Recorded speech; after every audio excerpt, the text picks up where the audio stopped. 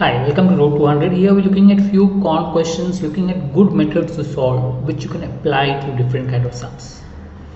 The cost of pure milk is 10 per liter. What is added and sold at 12 per liter? Profit is 33%. First, find the cost.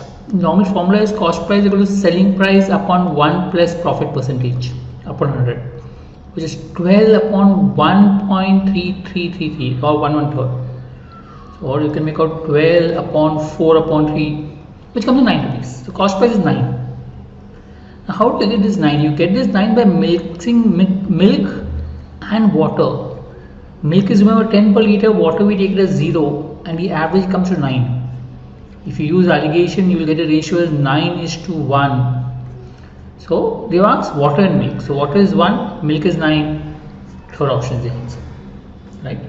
So based on allegation and the concept of finding cost price from selling price, you will get the answer quickly.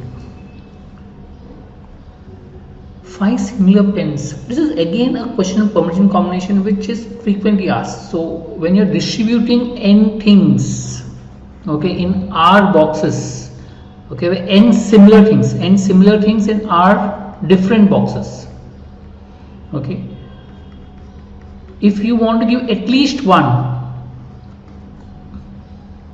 then the formula is n minus 1 cr minus 1. If 0 is fine, you need not give at least 1, then the formula is n plus r minus 1 cr minus 1. No, this formula, it does come in the exam. There are a lot of other formulas, those are not useful. This specific one does come in the exam, they have some application. So when you solve this, use this as such, you will realize that I want to give 5 pens. And there should be at least 1 pen with each student. So 5 minus 1 C3 minus 1. And you give 8 pencils.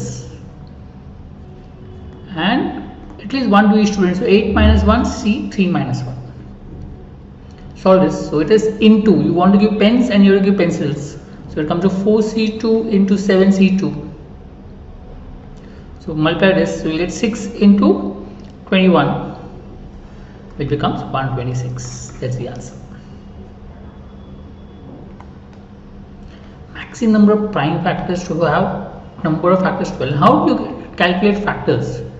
You calculate factors when using prime factors raised to power into prime factors raised to power whatever. So let's say P, Q, R are prime factors. So P raised to A into Q raised to B into R raised to C and so on. So number of factors becomes A plus 1 into B plus 1 into C plus 1 and so on. And that gives you 12. Now to get maximum number of prime factors, you have to be able to break it up into maximum number of times. So 12 you can break it up as 2 into 2 into 3. 12. 3. So you can have 3 prime factors. For example, you can have 2 raised to 1 into 3 raised to 1 into say 5 raised to 2. So number of factors will be 2 into 2 into 3, which is 12 factors. So you can see that 3 prime factors, 2, 3, 5. So 3 prime factors. So total factors 12, maximum can be 3 prime factors. Ports and streams. So if you look at this at upstream speed and downstream speed, let's say upstream is speed of boat minus speed of stream, downstream is speed of boat plus speed of stream. So this is downstream and this is upstream. Time taken to move upstream is 80% more than downstream. So if I take downstream is 100, upstream is 180. Since we're taking ratio, you can take 100, 180, which is nothing but 9:5. That means speed will be 5:9. If speed is inversely proportional to time, the more the speed, less the time. So if I take time as 9:5, speed is 5:9. From this you can make out that my SB minus SS is 5, SB plus SS is equal to 9. So downstream speed is 9. To find speed of a stream, subtract the two equation. You will get 2 is equal to 4, or speed of stream as 2. So that means the ratio I want, downstream speed is 9 and speed of stream is 2, you will get the answer as 4.5, 3 option. So ratio is an effective method of solving. If you are able to do the ratio for work, time space distance, similar sums, you can solve using ratios. You can use it here as well. I mean, downstream speed, as we said, is speed of boat plus speed of stream. Second is upstream, but distance has to be same, don't compare it.